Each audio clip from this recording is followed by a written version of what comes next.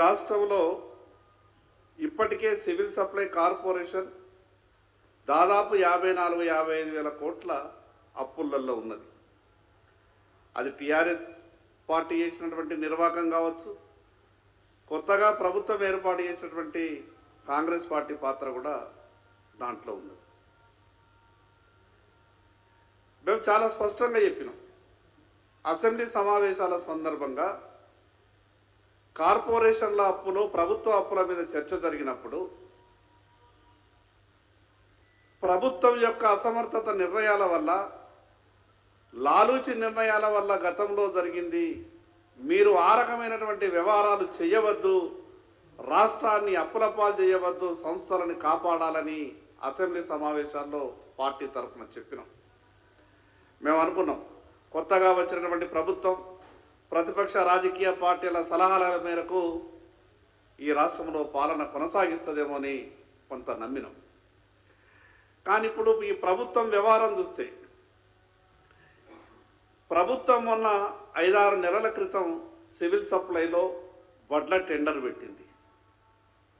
ఆ టెండర్లలో జరిగినటువంటి గోల్మాల్ ఏంటంటే, యావరేజ్గా 35 లక్షల మెట్రిక్ టన్నుల వడ్లకు టెండర్ పెట్టి 2007 రూపాయల చొప్పున ఒక 5 బిడ్డర్లకు ప్రభుత్వం అప్పగించింది. దాదాపు 8-9 వేల కోట్ల రూపాయల విలువ గల వడ్లని ప్రభుత్వం అప్పగించింది.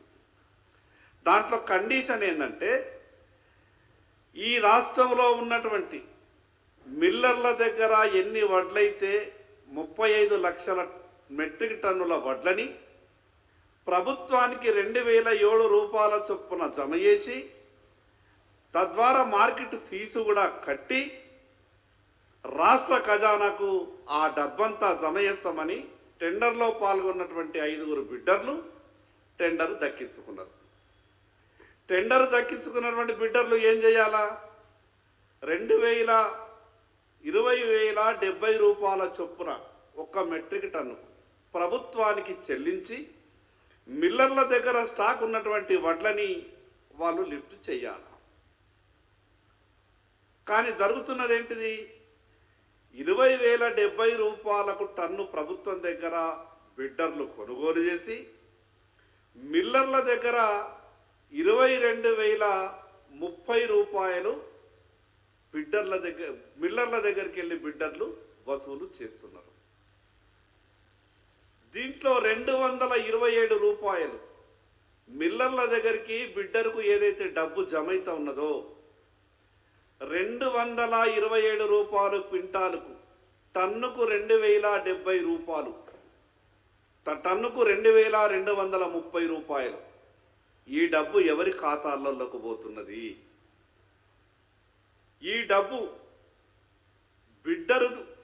మిల్లర్ దగ్గరికి వెళ్ళి బిడ్డర్కు డబ్బు మార్పిడి జరుగుతున్నది.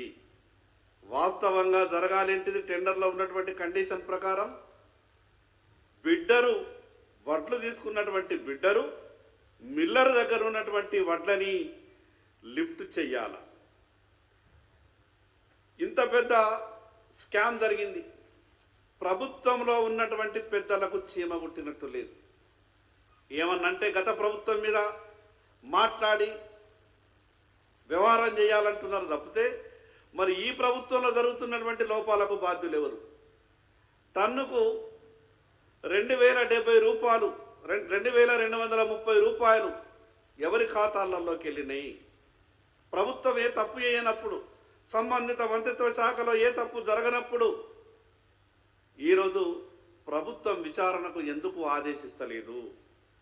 ఒక పక్క హైకోర్టులో పిల్లు ఫైల్ అవుతున్నాయి, మరోపక్క మిల్లర్లంతా కూడా వాళ్ళు దాంట్లో ఇంప్లీడ్ అవుతా ఉన్నారు. జరిగిన తతంగం ఏంటంటే, ఈ రాష్ట్రంలో ఉన్నటువంటి ఈ వడ్ల సేకరణకు సంబంధించినటువంటి పాలసీలో ప్రభుత్వం అలసత్వంగా సివిల్ సప్లై కార్పొరేషన్ని పూర్తిగా నష్టాల ఊబిలోకి నెట్టే విధంగా గత ప్రభుత్వం వ్యవహారం చేసినటువంటి దాన్ని ఈ ప్రభుత్వం కంటిన్యూ చేస్తున్నది. ఒక పక్క 22-23కు సంబంధించినటువంటి 35 లక్షల వడ్లు ఉంటే వాటికి టెండర్లు పిలిచిండ్రు. దాంట్లో 10 లక్షల టన్నుల వడ్లు కూడా, మెట్రిక్ టన్నుల వడ్లు కూడా ఇప్పటిదాకా బిడ్డర్లు లిఫ్ట్ చేయలేదు. బిడ్డర్లకు ప్రభుత్వం సమయం ఎంత ఇచ్చింది? 90 రోజుల సమయం ఇచ్చింది. 90 రోజుల లోపు ఈ ఈఎండి 350 కోట్లు ఓను, మిగతా డబ్బంతా కూడా జమ చేసి ఆ యొక్క 35 లక్షల మెట్రిక్ టన్నుల వడ్లని లిఫ్ట్ చేయాలనే కండిషన్ పెట్టింది. కానీ ఇప్పటి వరకు బిడ్డర్లు 10 లక్షల మెట్రిక్ టన్నులు కూడా లిఫ్ట్ చేయలేదు. దాని తర్వాత 25 లక్షల టన్నులు ఇంకెప్పుడు వాళ్ళు లిఫ్ట్ చేస్తారు? మరి అదేవిధంగా 23, 24కు సంబంధించినటువంటి 47 లక్షల మెట్రిక్ టన్నుల వడ్లు కొనేది ప్రభుత్వం. దాంట్లో కేవలం ఒక 16, 17 లక్షల టన్నులు మాత్రమే మిల్లింగ్ అయినాయి. ఇంకొక 20 లక్షల మెట్రిక్ టన్నులు అవి మిగిలి ఉన్నాయి. 23, 24 రబీలో 49 లక్షల మెట్రిక్ టన్నులు ప్రభుత్వం వడ్లు కొంటే 40 లక్షల మెట్రిక్ టన్నుల వడ్లు ఇంకా మిల్లింగ్ కాకుండా మిగిలిన్నది. అంటే ఈ రాష్ట్రంలో మిల్లర్ల దగ్గర దాదాపు 65 నుంచి 70 లక్షల మెట్రిక్ టన్నుల వడ్లు ఇంకా మిల్లర్ల దగ్గర స్టాక్ ఉన్నది.